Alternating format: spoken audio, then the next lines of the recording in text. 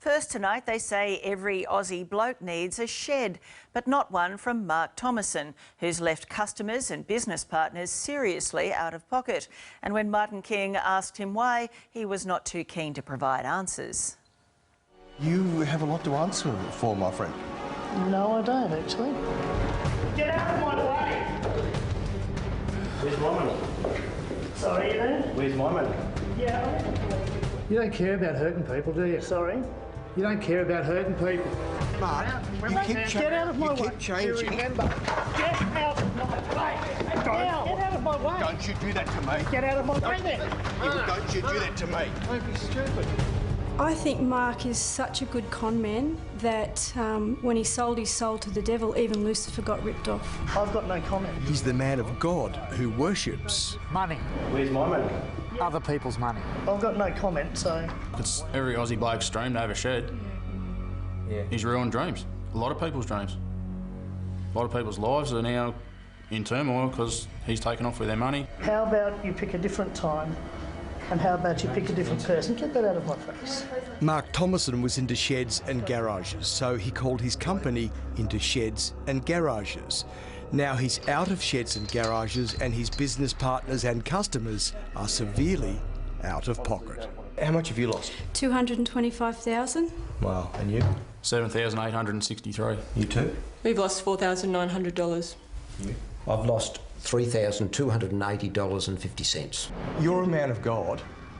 Yeah? I've got no comment. You're a man of God? I've got no comment. Isn't this the ultimate hypocrisy? He may be a man of God, but it seems Mark Thomason is not a man of his word. And if he owes you money, you haven't got a prayer. I can't understand how a human being could treat other individuals in this sort of way. I really don't understand it. How did you meet him? In the local church. In 2004, Tasha Ryan was hit by a four-wheel drive. Among other horrific injuries, she broke her back in 4 places. 5 years later, Tasha received a $500,000 compensation payout.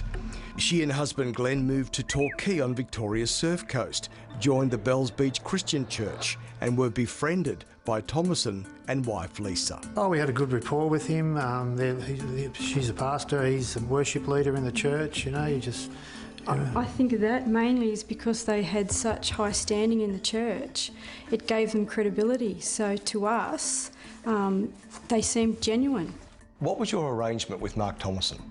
Our arrangement was to start up a company called Into Garages and Sheds, and we were the we were going to finance it from a total permanent disability claim that I had received, and our agreement was that we were going to be owners and shareholders in this company. Tasha used nearly half of her compensation to turn this block of land into offices and display sheds and garages.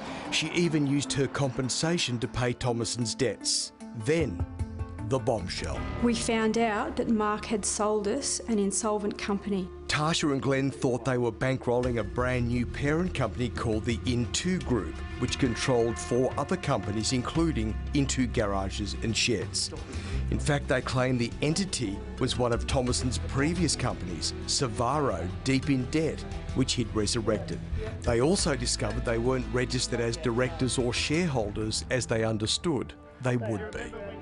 The couple lost their entire $225,000 when Thomason liquidated Into Sheds and Garages in 2012. Tasha had lost half her compensation. Imagine her horror then to see Thomason back at the complex running another company using the assets she paid for. He simply changed the name from Into Garages and Sheds into a Phoenix company, Into Sheds. Furious, Tasha wrote, rang and emailed the company's regulator, ASIC, 30 times over 1 year. And what did ASIC do about it? Nothing. And what do you think of that? I just think it's terrible, it's disgusting. I don't understand why we have these government organisations if they're not going to do anything to these charlatans that are out there. That was 2012. Now in 2014, here's the result of that inaction. Into Sheds is also in liquidation with debts of almost $600,000. 62 people have lost deposits of almost $300,000. 30 general creditors have lost $232,000. And the tax office has joined the queue. What was the agreement you people had with him? To build a shed? Absolutely. Build a shed. Just to build a shed. Yeah. And was that a deposit you paid him? Yes. That's the deposit, yep. And what happened? Nothing. Mechanic Matt Sherwood is typical of Thomason's creditors. Hard-working, trusting and honest. I'd like to actually have a few words with him. They might be harsh words, but I'd like to have them. I spoke to a man, he paid money to you, a deposit to you, on the day your business bit the dust, and you took that money. Why didn't you give him the money back? It's under liquidation, the business, so I can't do that. Till the following Thursday. I can't do that. We'd already... Not till the following Thursday did the liquidator actually come into the business. We were there when he walked into the office. Daniel and Sarah Clemson say they feel totally duped. It's just a shame that we've worked so hard for... This is our first home that we're building together. This is, you know, our first venture into the property market. This is a great time, or should be a great time in our life. And to have it marred by this kind of unfortunate episode, it's horrible.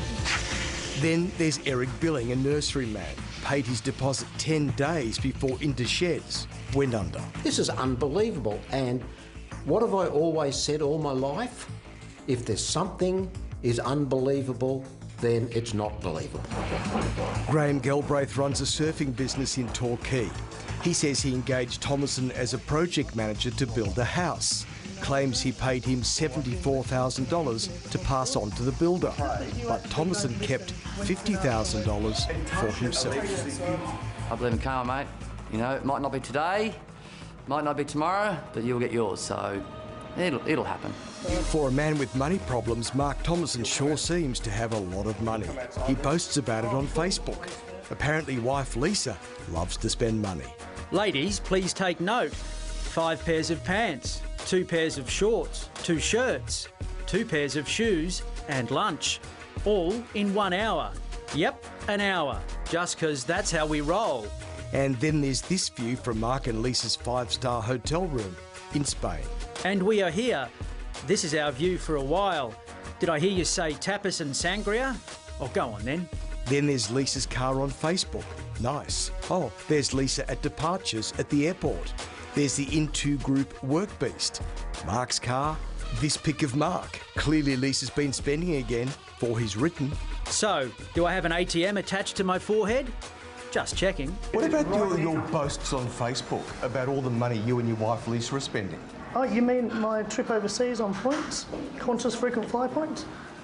Oh, good. The Audi. The Audi. How about you? Spending so much money. How much money can my wife spend? Mark, you keep Get out of my way. changing. Remember, get out of my way. Now. Get out of my way. Don't you do that to me. Get out of my way then.